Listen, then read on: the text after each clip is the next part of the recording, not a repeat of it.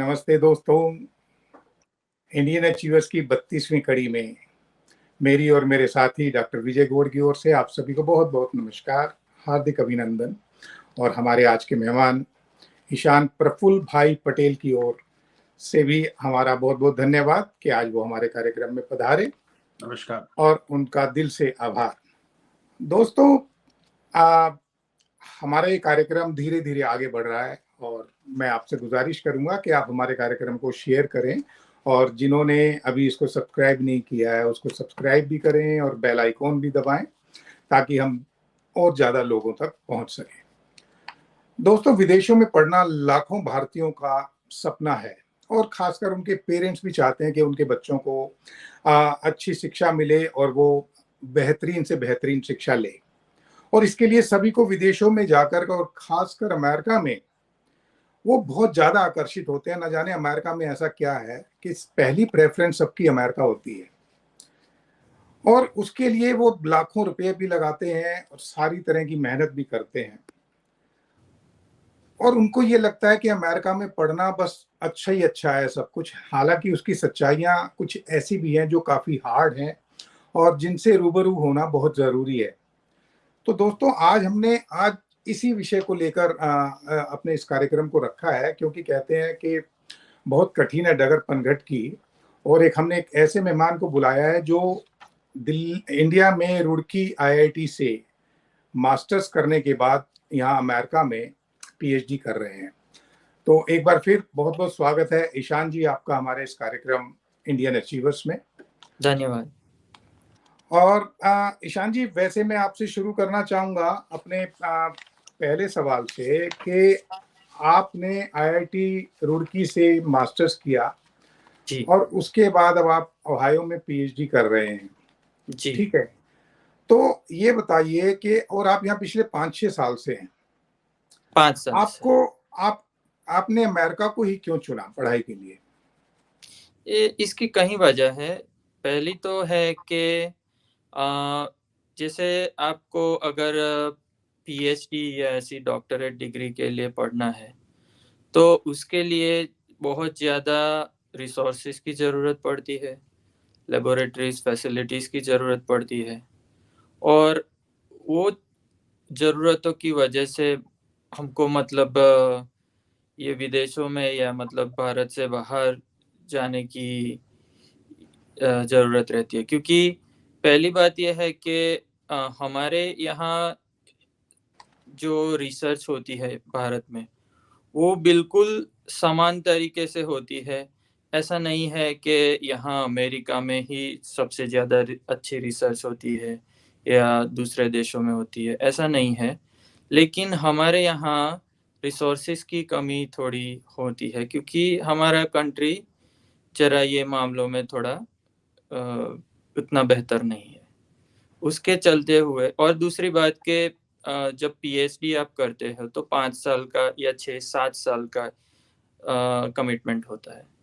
तो उसमें ऐसा है कि अगर तो उस समय के जो जितने भी 5-6 साल का समय है उसमें अगर आपको मंथली या ईयरली थोड़ा इनकम मिलता रहे तो कोई भी कैंडिडेट है वो थोड़ा मोटिवेटेड रहता है रिसर्च करने के लिए। अब 5-6-7 साल बिना सैलरी या बिना स्टाइपेंड के गुजारना थोड़ा मुश्किल हो जाता है।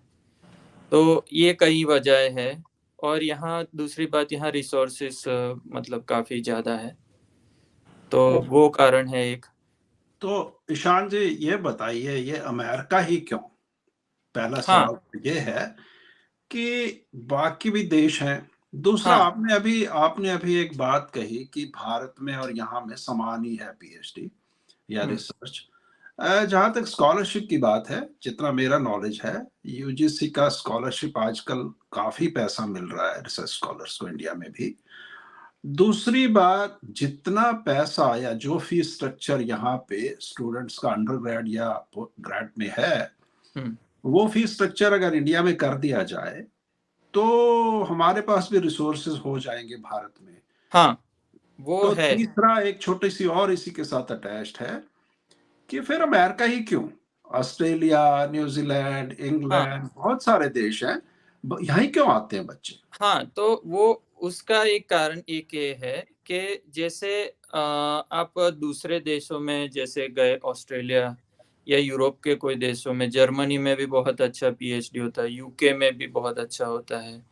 और तो लेकिन उसमें एक दो चीजें हैं। पहली बात तो ये है कि वहाँ स्पेसिफिक पीएचडी की ज्यादा मतलब वो ज्यादा पॉपुलर है। मतलब कि स्पेसिफिक पीएचडी मतलब उनका रिसर्च और फील्ड काफी नैरो सा रहता है। जैसे कि एक पर्टिकुलर प्रॉब्लम पे बहुत डीपली काम करना, और वो उनका दूसरा चीज है कि वो सिर्फ 3-4 साल के में वो खत्म हो जाता है। इंडस्ट्रियल पीएचडी भी बोलते हैं कुछ कुछ लोग उसको।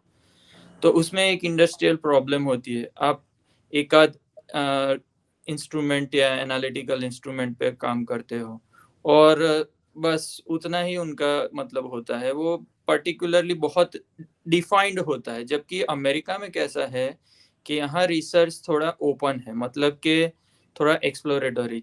जैसे कि आपको पहले प्रॉब्लम के बारे में खुद समझना है, एक्चुअल में वो प्रॉब्लम कितनी डीप है, ये सारी चीज़ें समझने के बाद आप रिसर्च शुरू करते हैं। और वो शुरू से रिसर्च होती है। जबकि बाहर दूसरी देशों में क्या होता है कि ज़्यादातर चीज़ें बनाई हुई होती है, आपको ऑलरेडी जो साइंटिफिक फ्रेमवर्क बन गया है उसी में काम करना होता है। जबकि यहाँ क्या है कि हमको खुद को बनाना रहता है। और दूसरी बात, ये एक बड़ा सा रीज़न है एकेडमिक पॉइंट ऑफ व्यू। और इसीलिए अमेरिका की पीएचडी की वैल्यू भी ज़्यादा है कि अगर यहाँ से कोई भी यूनिवर्सिटी से पीएचडी हो, इवन R2 लेवल की यूनिवर्सिटी से भी हो, तो भी एक बार उसको मतलब अच्छा ही माना जाता है। ईशान जी, एक बात बताइए कि अमेरिका में पढ़ने के लिए जब अप्लाई करते हैं और एडमिशन हो जाता है, तो वो उसको आपको क्या लगता है कि वो एक चकाचौंध जीवन की शुरुआत है, या नहीं, यहाँ आकर लैंड करने पे कोई शौक लगता है, या कुछ दूसरी सच्चाइयों का पता चलता है? नहीं, ऐसी बात नहीं है। चकाचौंध जीवन की शुरुआत तो आप हम ऐसे कभी भी हम नहीं मानते। जैसे कि वो तो क्या है कि वो अगर हमारा खुद का ऐसा माइंडसेट है आने से पहले कि मैं यहाँ जाऊँगा, तो मुझे बस गारंटीड सक्सेस है। ये मतलब एक प्रकार का जो अगर माइंडसेट है आपका, तो फिर आपको शौक लगेगा कि नहीं भाई ऐसा तो नहीं है, यहाँ आके भी फिर मेहनत तो उतनी ही है, पढ़ाई भी उतनी ही है। मतलब आगे जैसे जॉब लेना है, जैसे इंडिया में मैं जॉब के लिए अप्लाई करता था, तो वहाँ पे भी यही मुश्किल रहती थी कि भाई कंपटीशन है, आपको एप्लीकेशन करनी है, आपकी एप्लीकेशन देखी भी नहीं जाएगी कहीं-कहीं बार। ये सब यहाँ पे भी होता है। ऐसा कोई मतलब शॉर्टकट वगैरह नहीं है। यहाँ एक सिर्फ पगार धोरण जो है वो ऊँचा है हमारे इंडिया से। मतलब हमारे यहाँ जो जैसे आपका खर्चा जितना होता है, जैसे रहने का मीडियम लेवल का लाइफ में भी जो इतना खर्चा होता है, उसके हिसाब से पगार धोरण थोड़ा कम है इंडिया में। और यहाँ क्या है कि यहाँ पगार धोरण थोड़ा ज़्यादा है लाइफ़स्टाइल के हिसाब से। तो वो एक फ़र्क है, बट बाकी ऐसा कोई नहीं है कि यहाँ के आप सेट ही है या वैसा वाला कुछ नहीं होता है। तो ईशान जी, मेरा प्रश्न ये है कि अमेरिका जो बच्चे आते हैं, कुछ लोगों का ऐसा मानना है यहाँ पे कि, और भारत में भी मेरी कई पेरेंट्स से बात होती रहती है कि अमेरिका का एजुकेशनल सिस्टम जो है वो थोड़ा सा एक्सप्लॉटेटिव है नेचर में। एक तो फीस स्ट्रक्चर जो इंटरनेशनल स्टूडेंट्स के लिए है वो बहुत महंगा है। दूसरा, पढ़ाई के बाद जो उनके पास एवेन्यूज हैं वही 2-3 साल का उनको समय मिलता है, ट्रेनिंग पीरियड, ओपीटी जिसको आप कहते हैं। हुँ, ग्रीन कार्ड की लाइन इतनी लंबी है कि कुछ लोग तो शायद इस दुनिया में भी ना रहें जब उनका ग्रीन कार्ड में नंबर आए। जी। तो इस सारी स्थिति को देखते हुए आईआईटियंस के लिए तो भारत में टॉप रैंकिंग पोजीशंस ओपन रहती हैं। आजकल मैंने सुना है 1-1 करोड़ का भी पेचेक उनको मिलने लगा है साल का। बहुत बड़ी कंपनीज भारत में उनको हायर करती हैं और जॉब्स की आईआईटियंस के लिए तो शायद दुनिया में भी कहीं कोई रुकावट नहीं है। तो फिर किस लिए यहाँ पे भागते हैं बच्चे हमारे और यहाँ आके इस सारी मुसीबतों का सामना करते हैं? इसमें ऐसा है कि जैसे अभी आप बताया कि भारत में जो ज़्यादा पैकेजेस मिलते हैं जैसे आईआईटीएस में, वो होते हैं 1, 2, 3 बच्चे, और उसमें भी होता है जनरली बीटेक के बच्चों का, मतलब जो बीटेक के बच्चों को ही वैसे तो आईआईटीएन गिना जाता है। मतलब आप अगर मास्टर्स किया है आईआईटी से तो मतलब इतना नहीं कंसिडर करते, मतलब वो मेन चीज नहीं है। आईआईटी की मेन ब्रांड और प्रोडक्ट है बीटेक, तो उनको उनमें से भी कुछ बच्चों को मिलता है। अगर आप एवरेज पैकेज देखेंगे उनका तो वो 15-20 लाख से ही होता है। उसमें भी कोर ब्रांचेस में तो बिल्कुल 15-20-25 लाख होता है। ये जो बड़े पैकेजेस है वो जनरली टेक कंपनीज देती है, या कोई इंटरनेशनल बड़ी बैंक है, फाइनेंशियल कंपनीज है, वो लोग देते हैं। नॉर्मली जो कोर इंजीनियरिंग है या कोर टेक्नोलॉजी वाले बच्चे हैं, जैसे मैकेनिकल हो गया, सिविल इलेक्ट्रिकल इंजीनियरिंग या केमिकल इंजीनियरिंग हो गया, वो सब ज़्यादातर 15-20 लाख का ही उनका पैकेज होता है। और दूसरा बात रही गवर्नमेंट सेक्टर में या अच्छी पोजीशन पे, तो उसमें क्या होता है कि गवर्नमेंट सेक्टर में भी जब मेरा बीटेक खत्म हुआ था या मेरा मास्टर्स खत्म हुआ था मान लो, तो गवर्नमेंट सेक्टर में ऐसे डायरेक्ट एंट्री नहीं था। जैसे आप पीएसयू में भी देख लीजिए, उसमें भी वो समय पे पूरा कंपटीशन उतना ही था। आपको जो एंट्रेंस एग्जाम देनी है वो, और दूसरी बात उसमें आपको बीटेक या तो बैचलर्स अंडरग्रेड के आधार पे लिया जाता है, ना कि अगर जैसे आपका मास्टर्स हो गया और आपको जैसे जाना है ओएनजीसी में, तो वो आपको मास्टर्स के तरीके से नहीं लेंगे, अभी भी नहीं लेते वो। ऐसी एडवर्टीजमेंट उनको चाहिए होता है बीटेक वो, और जॉब लेवल भी वैसा ही होता है जो मतलब इंजीनियरिंग का जॉब होता है या उस तरीके से। वो मास्टर्स या जैसे ग्रेजुएट लेवल जॉब्स नहीं होते हैं ज़्यादातर केस में। इवन आप फिर उसके बाद आते हैं या तो इसरो, डीआरडीओ ऐसे आते हैं, तो वो सब में भी अपना अपना क्राइटेरिया है, और वो भी बैचलर्स के बेसिस पे ही जनरली सिलेक्ट करते हैं कैंडिडेट्स। तो वैसा होता है एंट्री लेवल।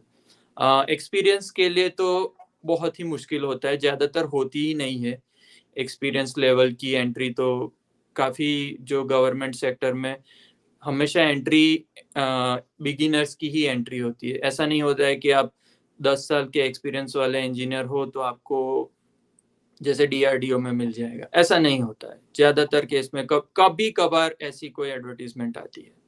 तो ये तो एक ईशान जी, इसके कंपैरिजन में यहाँ की क्या स्थिति है वो बताइए। यहाँ पे बात तो वैसे वही है। यहाँ पे जैसे प्राइवेट कंपनीज का बोलबाला ज्यादा है। यहाँ गवर्नमेंट में या तो उसके लिए क्लियरेंस, सिक्योरिटी क्लियरेंस चाहिए होता है, इसलिए वैसी जॉब्स जल्दी हाथ में नहीं आती है जो मतलब फॉरेनर्स है, जैसे हम लोग हैं भारतीय यहाँ पे।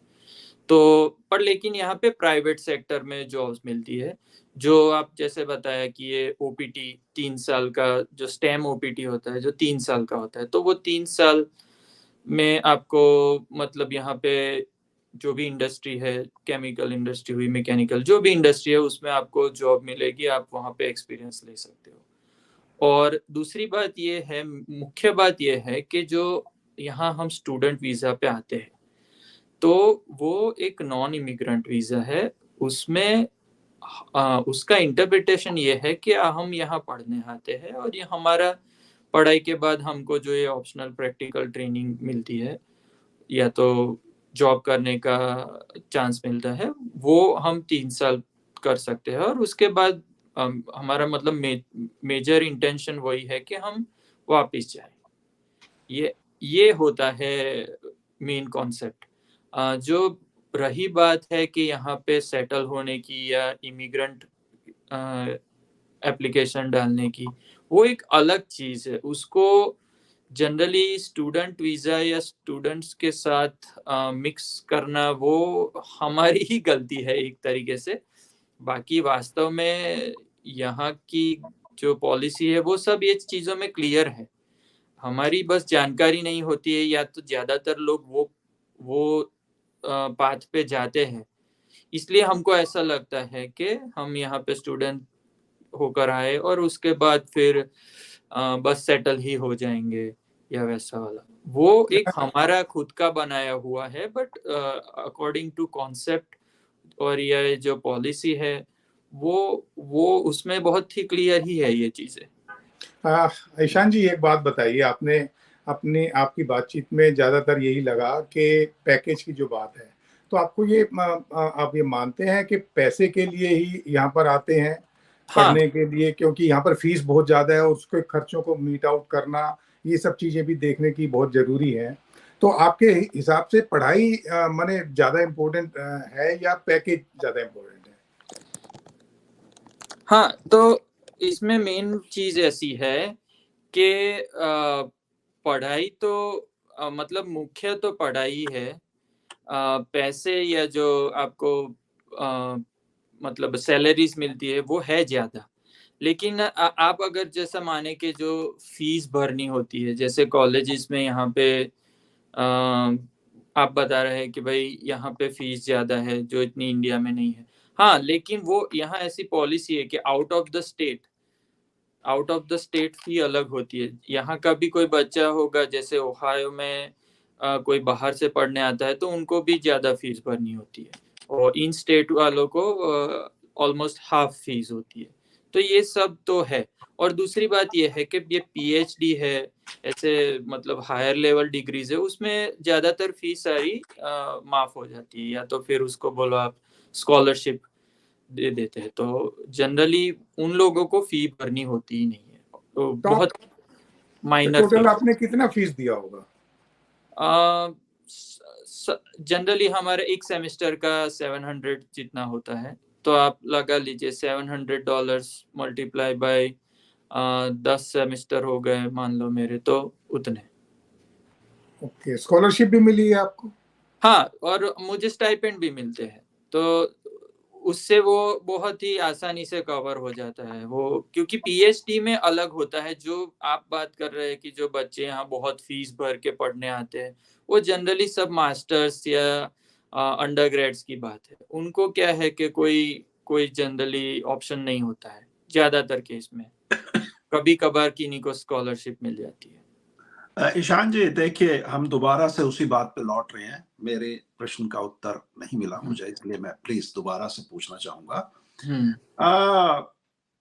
डाटा के हिसाब से 30 से 50,000 डॉलर एक बच्चे के ऊपर कर्जा खड़ा है यहाँ पे अंडरग्रेड के बच्चे के लिए। हाँ, पोस्ट ग्रेजुएट का जो बच्चा है उसके ऊपर 60 से 70,000 डॉलर कर्जा होता है बैंक का किसी का, जब वो बाहर आता है। जो स्थिति भारत से यहाँ आ रहे बच्चों की है, वहां मैं अभी पिछले दिनों अपने किसी मित्र से बात कर रहा था, तो वो 50 लाख का लोन लेके उनकी बेटी यहाँ कार्नेगी मेलन में आई है। ठीक है। तो जब 50 लाख का लोन है, उसमें भी काम चलेगा नहीं, उसमें भी बस बेयरली काम मुश्किल से चलेगा, उसको कुछ काम करना पड़ेगा यहाँ। ये सारा फाइनेंशियल बर्डन लेने के बाद आप ये कह रहे हैं कि भाई वो हमारी गलती है कि हम यहाँ क्यों रहना चाहें फिर लौट जाएं। देखिए, सवाल ये है, आईआईटी का ग्रेजुएट पोस्ट ग्रेजुएशन या रिसर्च में जाता है तो वो या तो फिर एकेडमिक्स में इंटरेस्टेड है या फिर प्योर रिसर्च में इंटरेस्टेड है। हाँ, इंडस्ट्री में जाने के लिए उसको सिर्फ बीटेक चाहिए, और बीटेक आईआईटीएंस को एक्सेप्ट करता है, भारत भी और यहाँ की इंडस्ट्री भी। तो अब सवाल ये है कि जब हम इस तरह के परस्यूट्स में जाते हैं तो उसका जो फाइनेंशियल रिस्ट्रेंट्स हैं, उसके जो फाइनेंशियल कॉस्ट है, वो किस पे पड़ती है। एक बच्चा जो यहाँ आके पीएचडी कर रहा है और उसको $2,000 एक स्कॉलरशिप मिल रहा है, आजकल भारत में भी लगभग कॉस्ट ऑफ लिविंग को निकाल लें हम तो इतना ही स्कॉलरशिप यूजीसी दे रही है। जो भी बच्चे पीएचडी कर रहे हैं उनको फीस वहां भी नहीं ली जाती, बल्कि वहां तो मैं ये कहूंगा कि अंडरग्रेड और ग्रेड की फीस भी बहुत बहुत कम है यहाँ के कंपैरिजन में। रही बात ये, आप थोड़ा अंदाजा लगाइए कि कितना बच्चा सारी दुनिया में हमारा जा रहा है और उसका फाइनेंशियल कॉस्ट भारत के ऊपर कितना पड़ रहा है। मेरा ये सवाल था। तो उसमें ऐसा है कि जनरली अब वो डिसीजन होता है, मतलब पर्सनल डिसीजन है कि वो कौन से गोल लेके बाहर जा रहे हैं। वो उसकी बात है। अभी मैं माना कि फाइनेंशियल बर्डन तो अब हुआ, तो अब वो उनके हिसाब से कोई उनका गिनती तो होगा ना कि मैं इसको कैसे रिवर्ट करूंगा, कैसे पे बैक करूंगा। तो वो जैसे आप मान लो कि किसी का यहाँ पे जैसे यूएस में आते हैं तो स्टैम ओपीटी है, वो शायद वो 2 साल में ही खत्म कर देगा। उतने स्टैम ओपीटी के अंदर ही वो सारा भरपाई हो जाएगा एक बार जॉब मिलने के बाद। अब ये चांसेस दूसरे कंट्री में नहीं मिलते हैं, जैसे अब ऑस्ट्रेलिया, यूके, जर्मनी में मान लो, क्योंकि वहाँ का सैलरी और वो सब कम होता है, तो इसलिए लोग ज्यादातर यूएस आते हैं। और फिर उसके बाद दूसरे भी अपॉर्चुनिटीज, अब वो पर्सनल डिसीजन पे और उनके खुद के एस्टिमेशन पे है कि वो क्या सोच रहे हैं, मतलब अपने लाइफ में कहाँ तक जाना चाहते हैं। वो वाली बात है। उसमें ऐसा नहीं है कि ये फाइनेंशियल बर्डन इंडिया पे है या तो पेरेंट्स पे है। वो तो उन्होंने मतलब खुद ही डिसाइड करके गए हैं कि ये तो हम जैसे 50 लाख का लोन लिया या I don't know may be 1 crore का लोन लिया, तो वो उन्होंने खुद ही डिसाइड किया। तो तभी डिसाइड किया होगा कि जब उनको लगता है कि हम वहां जाके इतना आराम से भरपाई कर लेंगे, या तो मतलब जो भी उनकी गिनती है उसके हिसाब से। नहीं तो ईशान जी, ओहायो यूनिवर्सिटी से आप कर रहे हैं, यहाँ पर कितने बच्चे होंगे इंडिया से, और वो किस किस लेवल के हैं, और उन्होंने कितना कवरेज कर लिया? मतलब आपको लगता है कि they are satisfied and they are meeting out their loans and all that? जैसे देखो वो बात मैं सारे बच्चों को जानता हूँ, जैसे अंडरग्रेड भी है इंडियंस, मास्टर्स के स्टूडेंट्स भी है, पीएचडी के स्टूडेंट्स भी है। तो जो अंडरग्रेड स्टूडेंट्स है वो तो ज्यादातर जो जो मैं जानता हूँ, ठीक है, ऐसा नहीं कि मैं सारे स्टूडेंट्स के बारे में भी जानता हूँ। यहाँ मैं जो स्टूडेंट्स जानता हूँ अंडरग्रेड में, वो सारे ज्यादातर बिजनेस फैमिली से है। तो उन लोगों का क्या है कि उनको मतलब बेसिकली पढ़ना है, या तो घर से एक या तो अपना खुद का बिजनेस संभालने के लिए उनको, या तो उसमें डेवलपमेंट के लिए करने के लिए उनको ज्यादा पढ़ने की इच्छा होगी, या उस तरह का है। तो उनको वो फाइनेंशियल बर्डन या वैसे वाले मुझे नहीं दिखे। जो पीएचडी स्टूडेंट है वो लोग ऑलरेडी, उनका माइंडसेट बिल्कुल अलग होता है। पीएचडी स्टूडेंट जनरली यहाँ पे रिसर्च के लिए ही आते हैं, या अपना इंटरेस्ट जिसमें होता है, क्योंकि सारा रिसर्च हम मतलब भारत में भी नहीं मिलता। ऐसा नहीं है, सारा रिसर्च हर कोई देश में नहीं मिलता। हम लोग पीएचडी स्टूडेंट्स ऐसे होते हैं, वो लोग ढूंढ ढूंढ के आते हैं। पीएचडी स्टूडेंट्स जनरली ऐसा नहीं देख के आते हैं कि हाँ ये यूएसए है या तो ये बड़ी कॉलेज है। जनरली वो लोग अपना सब्जेक्ट, अपनी लैब, कौन रिसर्चर है, कौन प्रोफेसर है, उनको ढूंढ ढूंढ के आते हैं। मेरे साथ जो पीएचडी स्टूडेंट है वो सब ऐसे ढूंढ ढूंढ के आए हुए में से। तो वो स्पेसिफिक एक केस हो गया। और उनको जनरली ऐसा नहीं होता है कि मैं पैसा मतलब कमाऊं या अभी इकट्ठा करूं। वो अपने कैरियर पे ध्यान देने के लिए होता है। उनकी जो अरेंजमेंट होती है, जैसे अभी स्टाइपेंड तो हमारे यहाँ काफी मतलब सफिशिएंट हो जाता है। ऐसा नहीं है कि बहुत ज्यादा भी मिलता है, पर हो जाता है सफिशिएंट। सभी के पास कार्स भी है, सब मतलब अफोर्डेबल ही हो जाता है उतने तो स्टाइपेंड। ईशान जी, आप हालांकि ये बड़ा पर्सनल सवाल है, पर आपका क्या प्लान है, क्या करना चाहेंगे आप पीएचडी खत्म करने के बाद? जी मेरा वैसे एकेडमिक्स में इंटरेस्ट है। जी। मैं इंडस्ट्री में वर्क किया था 7 साल। यहाँ आने से पहले मेरे मास्टर्स के बाद मैं इंडस्ट्री में था, केमिकल इंडस्ट्री में था।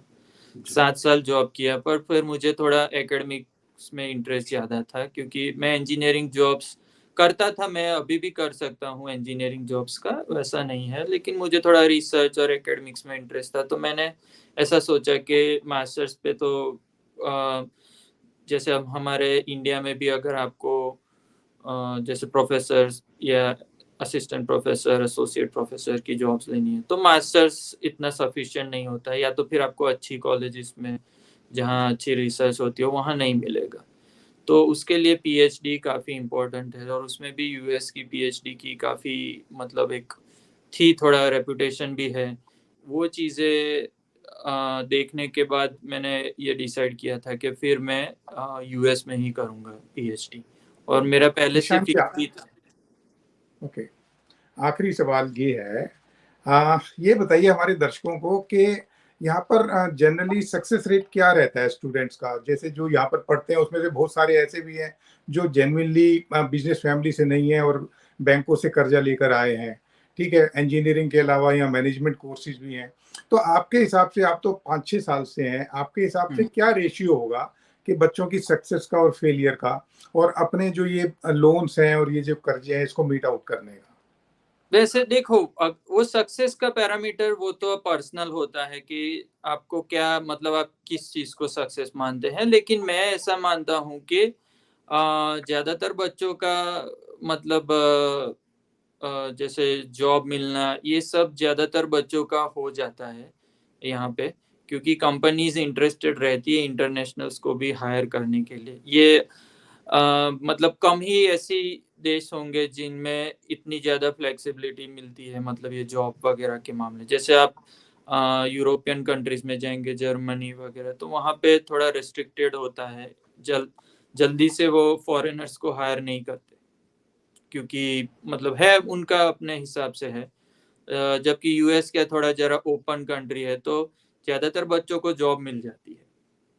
और वो जॉब मिलने के बाद, जैसे मैंने जैसे बताया कि अगर आपका जैसे 50 लाख का, 60, 70, 80 लाख का भी लोन है, तो भी वो 2 साल में उनका इवन ओपीटी के टाइम पे ही ऑलमोस्ट वो रिकवर हो जाएगा, अगर वो सही से मैनेज करते हैं तो इसलिए मैं मानूंगा कि काफी बच्चों का मतलब सक्सेसफुल हो ही जाता है। हाँ, लेकिन गारंटी है या आप सक्सेस हो ही जाएंगे, वैसी वाली बात तो मतलब नहीं होती है। वो तो हर कहीं जगह पे नहीं होता है। ओके, चलिए ठीक है, अच्छा रहा। उसके अलावा फिर हम आगे भी देखेंगे इस प्रोग्राम को, और आपका हमारे प्रोग्राम में आने के लिए बहुत बहुत धन्यवाद।